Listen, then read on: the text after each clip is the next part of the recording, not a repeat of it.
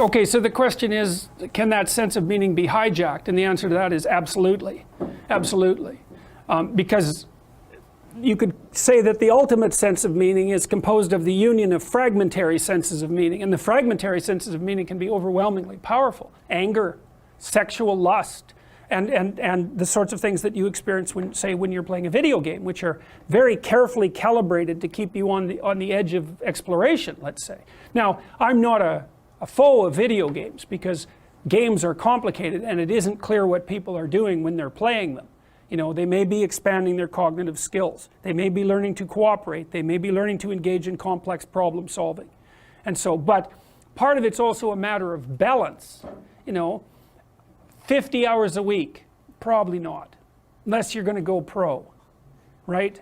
Because there's other things you need to be attending to. It's not a stable solution for you, your family, your society.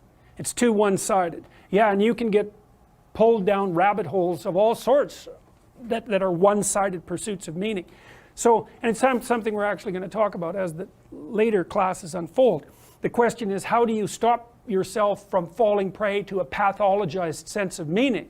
And I think one of the answers to that is, don't lie. Because what you're hoping is that your nervous system is sufficiently healthy and well programmed so that what it reads out to you is reliable. And if you pathologize your psyche by either through sins of omission, let's say, or outright deception, you're going to warp that internal structure and it's not going to read out properly to you. And then your sense of meaning will lead you astray. So like one of the reasons for speaking the truth, I shouldn't say that because you don't know how to speak the truth, but you do know how not to lie. And it's a game you're playing with yourself. You can define the damn lies. No one else has to do that for you.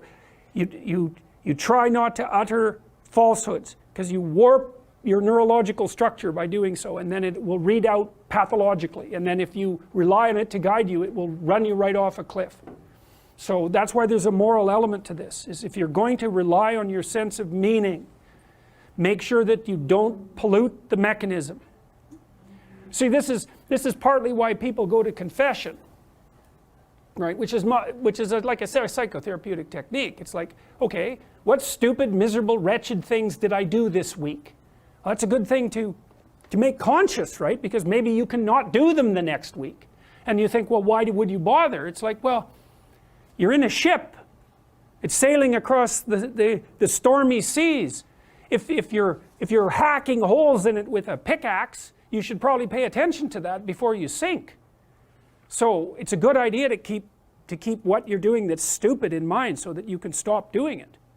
And so then you can more and more rely on yourself and your own, you know, your own conscience, let's say, as a guide to proper action. You know, in the Pinocchio story is that the conscience was not an unerring guide for Pinocchio. It had to learn. And so it's also partly pushing yourself into new situations and differentiating yourself so that you get wiser. And so it's courage as well as truth. Those might be the two. There's more. Beauty, courage, truth, you know, the fundamental virtues. Yeah. Why be virtuous? That's the question. It's so that you can bear the suffering of life without becoming corrupt. Right?